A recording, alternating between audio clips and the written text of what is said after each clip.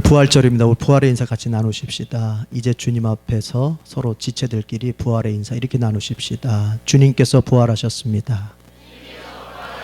당신도 부활할 것입니다. 아멘. 네. 고린도전서에는 유명한 장이 두 장이 있어요. 첫 번째는 하나는 우리가 매주 수요일 예배 때마다 암송하는 고린도전서 13장, 일명 사랑장이라고 부르죠. 주님의 몸된 교회가, 즉 그리스도인들이 이 세상에서 어떻게 살아야 되느냐, 사랑하며 살아야 된다. 그 사랑은 어떤 것들인가, 그런 걸 잘 얘기해 주고 있죠. 두 번째 유명한 장은 오늘 본문이 속해 있는 15장이에요. 고린도전서 15장. 이것을 부를 때는 부활장이라고 불러요. 한번 따라해 봅시다. 부활장. 예. 여기에서는 그리스도의 부활에 대해서 얘기할 뿐만 아니라 이 그리스도의 부활이 우리와 어떤 관계가 있는지 그것까지 얘기해 줘요. 이렇게 고린도전서 안에는 아주 유명한 성경이 있는데, 우리가 예수님의 부활 소식을 보려고 하면은 복음서를 보면 되죠. 예수님의 부활 소식은 복음서마다 다 나와 있어요. 마태, 마가, 누가, 요한복음 다 나와 있어요. 마태복음 28장, 마가복음 16장, 누가복음 24장, 그리고 요한복음 20장, 21장에 예수님 부활하셨다는 소식이 다 나와 있어요. 그럼 오늘 본문은 뭐냐? 그렇게 부활하신 예수님께서 십자가에서 우리의 죄 때문에 죽으셨지만 그분은 다시 살아나셨다. 복음서는 여기까지 얘기해 주는 거예요. 즉 주님께서 죽으셨지만 다시 살아나셨다고는 소식을 전해주는 것까지만 복음서가 역할을 해요. 그런데 오늘 본문 속에서는 무슨 얘기냐? 예수님이 부활하셨다는 것을 알려줄 뿐만이 아니라 그 예수님의 부활이 신자인 나와 무슨 관계가 있느냐, 여기까지 가는 거예요. 즉 예수님의 부활의 의미까지 알려주는 거예요. 그래서 어떤 신학자는 우리가 예수님의 부활의 의미에 대해서 정말 잘 알려고 한다면 복음서를 보는 것보다 서신서를 더 중요하게 봐야 된다, 이런 얘기까지 해요. 저는 그 말이 일리가 있다고 봐요. 왜냐? 바울의 서신서 속에서는 예수님께 일어났던 일들, 그의 십자가의 죽으심이나 그의 부활뿐만 아니라 그가 3년의 공생애를 진행하면서 겪었던 많은 일들이 우리에게 무슨 의미가 있느냐, 그걸 설명하는 데다가 자기의 서신서에 모든 것을 할애했거든요. 여러분, 부활에 있어서 중요한 점 중에 하나는 예수님께서 부활하셨다는 것, 그것을 아는 것뿐만이 아니라 그 예수님의 부활 사건이 나와 우리와 어떤 관계가 있느냐 하는 것입니다. 나와 상관이 없다면 중요한 게 아니잖아요.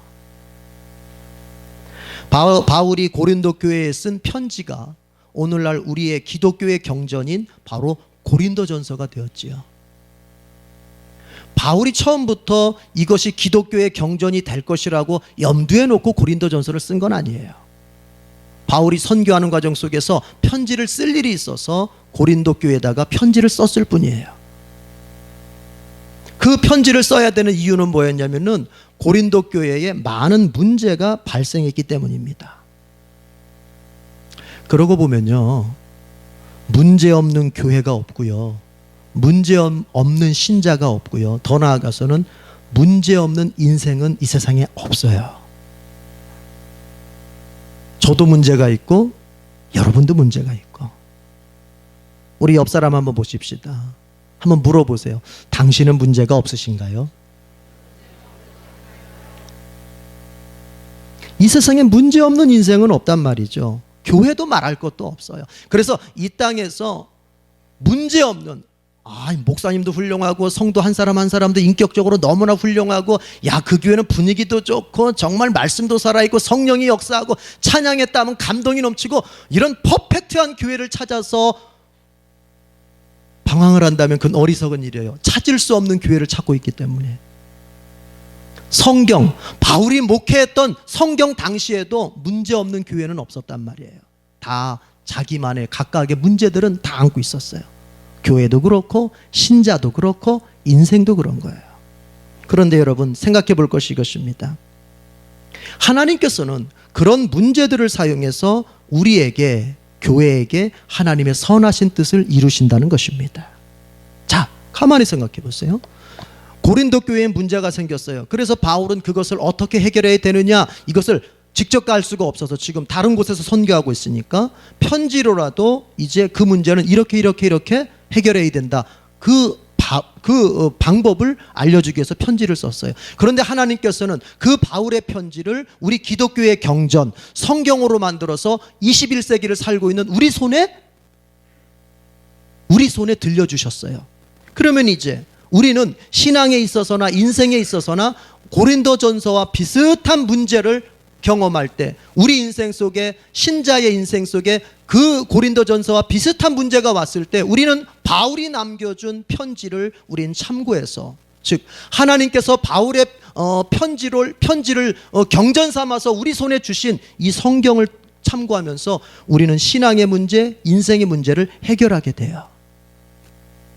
고린도 교회의 문제를 하나님은 선하게 사용하셔서 모든 이들이 유익을 얻을 수 있도록 좋은 결과로 이끄셨던 것입니다.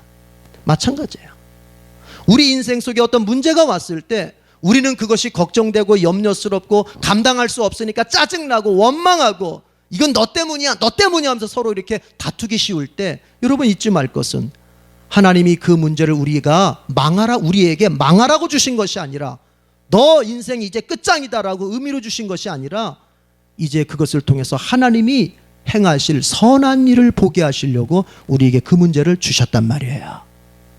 그러므로 우리가 어떤 문제를 만났든지 낙심하거나 포기하지 말아야 되겠습니다. 하나님께서 그 문제를 통해서 우리에게 좋은 일을 행하신다니까요. 여러 가지를 이야기할 수 있겠지만은 두 가지만 생각해 볼게요. 하나님께서 우리에게 문제를 주셨을 때 그것을 통해서 우리에게 이루고자 하시는 좋은 것 하나, 첫 번째는 뭐냐면은 문제 속에 하나님의 음성이 담겨져 있어요. 즉 하나님이 말씀을 들려주세요. 저는요, 어렸을 때 목사가 되겠다고 제가 하나님께 서원을 했어요. 그리고 나서 제가 이제 신학교를 가야 될 시기에, 가야 될 나이가 됐을 때 저는 그것을 안 가기 위해서 10년을 계속 도망 다녔어요. 다른 일을 하면서. 그러다가 어느 날 우리 아버지가 뭐 감기 같은 게, 몸살이 좀 와가지고 병원에 가셨는데 몸살이 조금 이상하다 싶어서 조직검사 한번 해보십시다. 조직검사 했더니 암이래요. 그게 영문으로 나오잖아요. 이렇게 영문으로. 그러니까 이제 아버지가 한번 봐라. 뭐라고 나왔냐. 그 이제 고대병원에서 진단서가 이렇게 왔는데 보니까는 암이라고 나왔어요. 혈액종양으로. 근데요, 그 순간에 제 머릿속에 스쳐 지나가고 제 마음속에 왔던 그 임팩트, 충격이 뭐였냐면은, 아, 이제는 내가 도망갈 수 없겠구나, 이거였어요. 내가 이제 약속대로 하나님께 내가 약속한 대로 신학교를 가야 되겠구나. 그래서 제가 원래 경찰 시험을 준비하고 있었거든요. 군대 제대하고 나서 이제 경찰 시험을 준비하고 있다가 바로 제가 그냥 신학교를 가게 된 거죠. 문제 속에 하나님의 음성이 있었어요. 너 이렇게 가야 된다. 너 이쪽으로 가야 된다. 네가 지금 무엇을 선택해야 되는지 아느냐? 문제는 그런 역할을 한단 말이에요. 여러분, 가만히 겸손하게 들어보려고 하면 문제 속에 하나님의 음성이 담겨 있습니다. 근데 우리는 자꾸 그걸 안 들으려고 하니까 안 들리는 거예요.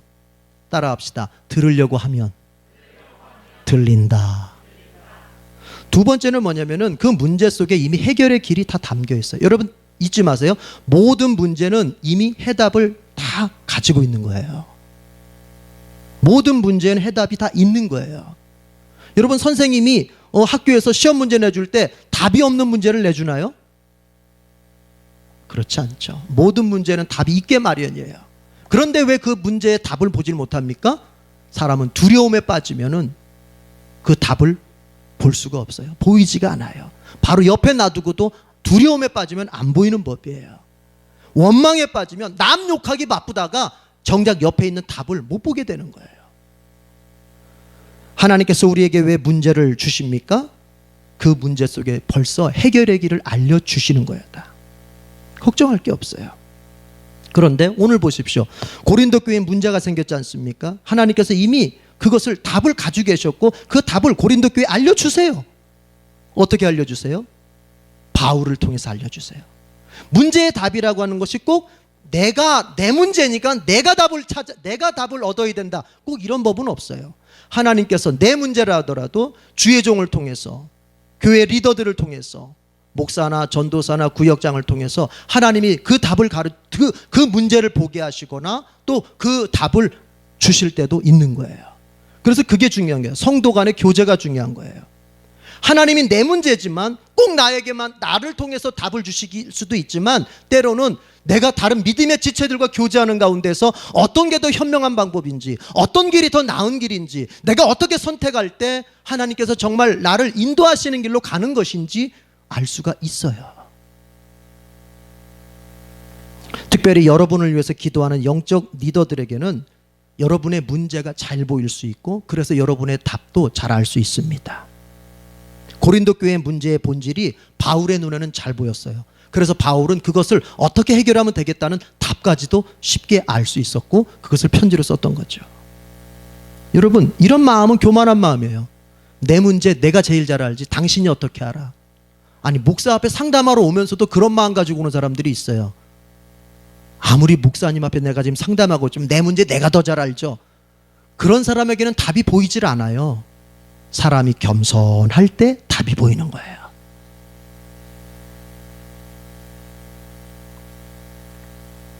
이제 남은 것은 겸손히 하나님의 답을 들을 것이냐 끝까지 내 고집을 필 것이냐 하는 것입니다. 따라합시다. 하나님은 우리 인생에 필요한 답을 가지고 계신다. 자, 고린도 교회가 문제가 있어서 바울이 편지를 썼다는 얘기 앞에서 했습니다. 그 교회는 문제가 많았어요. 분쟁의 문제. 교인들끼리 서로 막 갈등한단 말이에요. 서로 이렇게 연합하지를 못하고 교인들끼리 서로 막 다투고 갈등해요. 분쟁의 문제. 또 하나는 불륜의 문제. 이성적인 문제였어요. 이것이 문제가 컸어요. 그리고 소송의 문제. 어떤 손해를 받는데 그것 때문에 계속 세상 법정에다가 소송을 거는 그런 문제들이 있었어요. 여러 가지가 이거 외에도 많아요. 그래서 바울은 그것에 대해서 하나하나 이제 상담을 하는 그 모양새를 갖추어서 답을 써서 주었습니다. 그리고 난 다음에 고린도전서를 이제 마무리하는 시점에 바울은 갑자기 심오한 얘기를 꺼내기 시작합니다. 바로 부활의 문제입니다. 이건 교리적인 얘기죠, 사실은. 그 왜 바울이 고린도전서 마지막 부분에 이제 편지를 끝마칠 쯤에 가서 이 부활의 문제를 건드리게 됐냐면 12절을 같이 읽어보겠습니다. 15장 12절 다 같이 읽어보겠습니다. 시작. 그리스도께서 죽은 자 가운데서 다시 살아나셨다 전파되었거늘 너희 중에서 어떤 사람들은 어찌하여 죽은 자 가운데서 부활이 없다 하느냐. 자, 바울이 고린도에서 선교할 때 뭐라고 전했냐면은 예수 그리스도께서 우리의 죄 때문에 십자가에서 못 박혀 죽으셨다. 그러나 그 죽은 것이 끝이 아니고 죽으신 예수님께서는 3일째 되는 날 다시 부활하셨다. 죽은 자들 가운데서 다시 살아나셨다. 이걸 전했어요. 그리고 그 부활 신앙을 기초로 해서 고린도 교회가 설립이 됐어요. 그런데 시간이 흐르면서 고린도 교회 안에서 부활은 무슨 부활? 부활이 어디 있어? 고린도 교인들 가운데서 어떤 이들이 그렇게 떠들고 다니는 거예요. 죽은 자의 부활이 어디 있어? 여기서 우리가 조금 명심해야 될 것은 뭐냐면 그 사람들은 예수의 부활을 부정한 게 아니에요. 예수님이 다시 살아나셨다고 하는 예수님의 부활을 부정한 게 아니에요. 그보다 앞서서 죽은 인간이 다시 살아난다고 하는 것은 불가능하다는 얘기를 먼저 하는 거예요. 보편적인 얘기, 큰 얘기를 먼저 하는 거예요. 예수라고 하는 한 특정인을 겨냥하기 이전에 죽은 인간이라고 하는 자체가 다시 육신을 입고 살아난다? 그것은 있을 수 없는 일이라고 믿었고 그렇게 말하고 있는 거예요. 그럼 왜 이렇게 됐느냐? 고린도 교회가 바울로부터 가르침을 받았는데 분명히 부활이 있고 그 부활 예수께서 처음 그렇게 첫 열매로 부활하셨다 들었는데 배웠는데 왜 이런 일이 벌어지느냐? 그것은 헬라의 철학 때문입니다.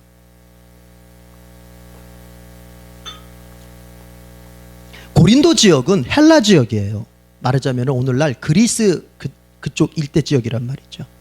소크라테스나 플라톤이나 아리스토텔레스로 대변되는 헬라 철학은 영혼 불멸은 믿었어요. 사람의 영혼은, 육신이 죽었다고 해서 사람의 영혼은 없어지는 것이 아니라 계속 존재한다. 영혼 불멸은 믿었어요. 그러나 그들은 절대로 인정하지 않았던 게 뭐냐면 죽은 육체가 다시 살아난다고 하는 것은 믿질 않았어요. 그래서 소크라테스가 오히려 헬라 철학은 영생이라고 하는 것을 어떻게 이해를 했냐면은 이 육체를 영혼이 벗어나는 것을 영생이라고 생각을 했어요. 왜냐하면 헬라는 이원론을 가지고 있어요. 육체는 악한 거, 육체는 천박한 거, 육체는 더러운 거, 육체는 영혼의 감옥, 오직 영혼이 선하고 영혼이 거룩하고 영혼만 깨끗하다고 봤어요. 그래서 그들에게 있어서 영생이라고 하는 것은 감옥 같은 육체에서 벗어나는 것이 영생이라고 생각을 했어요. 그래서 소크라테스가 기꺼이 독배를 마시는 거예요. 파이돈이라는 책에 보면은 내가 죽는 것을 방해하지 말아라. 나는 지금 영생으로 들어가려고 하는 것이다 하면서 기꺼이 독배를 마시잖아요. 그 이유가 뭐냐면은 바로 헬라 철학은 육체에서 벗어나는 것을 아주 좋은 거, 영생으로 봤기 때문에 그래요. 그런 그들에게 없는 것은 뭐냐면 이 육체가 다시 부활한다? 있을 수 없는 일이에요. 또 만약에 부활한다 하더라도 그러면 안 되는 거예요. 왜요? 더러운 육체를 다시 입어? 천박한 육체를 내가 다시 입어? 그럴 수 없다는 거예요. 그러나 성경은 여러분, 기독교는 육체를 나쁘게 말하지 않습니다. 기독교는 육체를 비하하지 않습니다. 왜냐하면 예수께서 그 육체를 입으셨어요. 그러면 예수님께서 더러운 걸 입었다는 소리입니까? 그래서 기독교는 처음부터 이원론이 없었어요. 하나님 앞에 영혼도 귀하고 그리고 그 영혼이 지금 입고 있는 이 육체도 귀한 것으로 봤던 거예요. 그러면 사람이 존재한다고 하는 것은 이것이 전인, 이것이 완벽한 인간의 모습이에요. 어떤 모습? 영혼과 육체가 연합해서 존재하는 것이 완벽한 모습이라고 기독교는 처음부터 그렇게 믿었어요. 영혼만 존재하는 것은 인간의 반쪽만 존재하는 것이요. 그러니 그 영혼이 육체를 입어서 존재하는 것이 인간이 완전하게 존재하는 것이라고 그렇게 믿었어요. 그래서 우리가 육체의 죽음을 죽어서 영혼만 존재하다가 어느 시점이 되면 이제 그것이 주님의 재림 때지만 주님 재림 때가 되면 우리의 영혼이 발가벗었던 영혼이 다시 우리의 육체를 입고 하나님 앞에서 영생을 살 것이다. 이것이 바울의 가르침이고 그것이 성경의 가르침이고 그것이 지금도 기독교의 가르침이에요. 바울은 그렇게 전했던 거예요. 그런데 그 지역이 헬라 지역이다 보니까 헬라 철학의 영향을 받아가지고 고린도 교회는 바울의 가르침을 점점점 희미하게 간직하고 있다가 버리게 되는 거예요. 여러분 긴장하십시오. 우리가 예수를 믿고 예수를 영접해서 하나님의 자녀가 되었다고 해서 우리의 신앙이 그것으로서 완벽하게 존재한다고 생각하면 큰 오산이에요. 우리가 예수님을 믿고 나서 그리스도인이 되었어도 우리 주변에서 일어나는 사상적 영향, 우리의 경험적 영향, 우리의 지식적 영향, 도덕적 영향, 그 시대에 유행하는 처세술, 심리학, 경영학 이런 것들이 우리의 신앙에 끊임없이 영향을 줍니다. 마치 고린도 교인들이 예수 믿어서 그리스도인이 되었지만 헬라 철학의 영향, 당시에 유행하고 있었던 그 철학의 영향, 그것을 받아서 신앙이 왜곡되는 것처럼 우리가 그리스도인이 되었어도 내가 살아봤던 경험, 내가 가지고 있던 지식, 내가 가지고 있던 기질이 내 신앙에 영향을 주어서 마치 그것이 내가 가지고 있는 신앙이 바른 신앙인 것처럼 나를 속이면서 내가 신앙생활을 하게 할 수 있단 말이에요. 그래서 끊임없이 살펴야 돼요. 뭘 살펴요? 내 신앙이 과연 바른 것인가? 내가 지금 믿고 있다고 하는 이것이 정말 바른 것인가? 이것이 혹시 주변의 철학이나 어떤 심리학이나 이런 것들에 영향을 받아서 내가 왜곡되게 믿고 있으면서 이것을 마치 이것이 정통 기독교의 가르침인 것처럼 믿고 있는 것은 아닌가 살펴야 돼요. 그럼 어떻게 살펴요? 오직 우리의 신앙의 근거는 성경뿐입니다. 하나님께서 바울이라든지 이런 제자들을 통해서 계시해 주신 성경, 기록된 성경이 우리의 신앙의 유일한 근거예요. 오직 그것만이 근거예요. 그거에 비추어 봐서 그것과 다르면 아무리 세상에서는 옳다고 말하고 도덕적으로는 옳다고 말하고 심리학적으로는 그것이 과학적으로는 옳다고 말해도 성경에서 그것이 아니라고 말하면 우리는 그것을 버릴 수 있어야 돼요. 반대로 세상에서는 그것이 비합리적으로 보이고 세상의 철학과 과학으로 보자면, 인간 처세술로 보자면 그것이 어리석어 보인다고 말할지라도 성경이 그것이 맞다고 얘기하면 그것을 진리로 붙잡을 줄 아는 것, 이게 그리스도인이에요. 이게 믿음이에요. 이게 예수 영접한 거고, 이게 예수 믿어가는 삶이에요. 고린도 교회는 그 일에서 실패한 겁니다. 분명히 배웠는데, 말씀을, 성경을 배웠는데 그들은 다른 얘기를 하고 있어요. 여러분, 우리의 신앙의 근거, 우리의 삶의 근거, 여러분과 제가 만약 그리스도인이 맞다면 우리의 신앙과 우리의 삶의 근거는 오직 성경에서 찾아야 됩니다. 자, 이렇게 고린도 교회가 부활을 부정해요. 그러니까 바울은 단호하게 말합니다. 그렇지 않다는 거죠. 여러분 13절 다 같이 읽어보십시다. 대표적으로 13절 다 같이 시작. 만일 죽은 자의 부활이 없으면 그리스도도 다시 살아나지 못하셨으리라. 만약에 죽은 자의 부활이라고 하는 것이 죽은 인간이 다시 육체를 입고 살아나는 부활이 하나님 안에서 없다면 예수 그리스도도 부활하지 못했을 것이다. 더 나아가서는 예수 그리스도가 부활하지 못했다면 우리가 전한 모든 것, 바울을 비롯한 주님의 제자들이 전했던 복음이 다 거짓말이고, 또 하나 현재의 그 부활신앙 때문에 오늘도 내가 하고 싶은 거 참고, 내가 먹고 싶은 거 참고, 내가 정말 하나님의 뜻대로 살려고 몸부림치는 모든 그리스도인들은 다 불쌍한 사람들이다. 왜? 자기 맘대로 못 살잖아요. 때로는 신앙 때문에. 그러나 우리가 절제하며 사는 이유가 뭐예요? 예수님과 함께 부활의 삶을 누리기 위해서잖아요. 또 이미 예수님 앞에 충성하기 위해서 자기의 목숨까지 바쳤던 그런 사람들은 다 망한 사람들이다라고 바울이 지금 뒷부분에서 계속 얘기하고 있어요. 한마디로 뭐예요? 만약에 부활이 없다면, 우리가 전한 부활이 거짓말이라면, 부활이 없다면 우리가 전한 복음은 다 거짓말이고, 예수님 때문에 정말 조심하며 인생을 살았던, 예수님 때문에 스스로 희생하며 살았던 모든 사람들은 다 불쌍한 사람들이라는 거예요. 여러분이 불쌍한 사람들이 되는 거예요. 뭐 때문에 지금 여기 나와 있어요? 산으로 들로 가서 열심히 뛰어놀지 뭐하러 여기 와 있어요? 사람들 만나서 먹고 마시면서 놀지 뭐하러 여기 와 있어요? 부활이 없다면 여러분들이 그 사람들에 비해서 불쌍한 사람들이라는 거예요. 바울이 지금 그렇게 하고 있어요. 그러나 부활은 있다. 자, 죽은 자의 부활은 반드시 있다. 그리고 그리스도께서 그 부활의 첫 열매가 되셨다. 이 첫 열매라는 것은 이해해야 됩니다. 이것은 구약적 배경이에요. 이제 유월절에 보면은 첫 열매를 드리는데, 그것은 뭐냐면은 모든 수확을 앞두고 가장 그 중에서 맨 처음 수확한 걸 하나님 앞에 드리는 거예요. 그럼 그건 무슨 뜻이겠어요? 첫 열매를 드렸다고 하는 거는 곧 다른 열매들을 수확할 것이라는 거예요. 지금 더 큰 수확을 예정해 놓고 있다는 의미예요. 첫 열매는. 그러면 그리스도께서 부활의 첫 열매가 되셨다고 하는 것은 그리스도께서 부활하신 것처럼 곧 모든 사람들이 부활하게 될 것을 예정해 놓고 있다는 소리예요. 자, 그런데 거긴 순서가 있고 조건이 있어요. 오늘 제가 설교를 빨리빨리 진행하는 거 이해하시기 바랍니다. 그 부활은 그리스도께서 부활의 첫 열매가 되셨다고 하는 것은 이제 그리스도 다음에 더 큰 부활의 열매들이 나타날 것을 상징하는 건데, 거기에는 순서와 조건이 있다고요. 자, 어디를 보시냐면 23절 읽어보십시다. 23절. 순서와 조건이 있어요. 자, 다 같이 시작.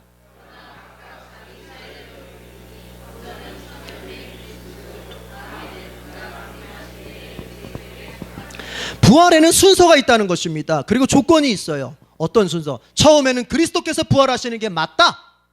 그 다음에는 이제 그리스도에게 속한 자들이 그리스도의 재림 때에 부활할 것이다.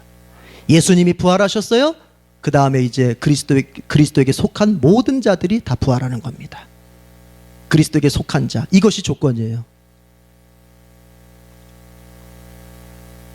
부활의 조건은 그리스도에게 속한 자가 되는 것, 이것이 조건이에요. 여러분, 요한복음에 보면 예수님께서 이렇게 말씀하셨어요. 부활은 다 한다. 선한 자도 부활하고 악한 자도 부활한다. 이 세상 모든 죽었던 사람들은 다 부활한다. 그런데 그 부활의 결과가 다르다. 선한 자는 생명의 부활을 할 것이고 악한 자는 심판의 부활을 할 것이다. 거기서 선한 자는 윤리적 도덕적으로 착하게 살았던 사람을 의미하는 것이 아니라 나중에 보면 그것은 곧 그리스도에게 속한 자, 예수 믿고 구원받은 사람을 말하는 거예요. 여러분, 그리스도께서 부활하셨습니다. 그리스도께서 죽음을 이기시고 다시 살아나셨습니다. 그리고 성경은 우리에게 이렇게 말해주고 있습니다. 그 그리스도께서 다시 살아나신 것처럼 너희들도 다시 살아날 것이다. 여기 말한 너희들은 이 세상 모든 사람을 두고 하는 말이 아니라 그리스도 예수를 영접해서 그리스도 속에 속한 사람입니다. 그럼 이제 생각해 볼 것은 이겁니다. 마지막으로 저와 여러분은 그리스도에게 속한 사람입니까? 그러면 우리도 부활할 것입니다. 기도하겠습니다.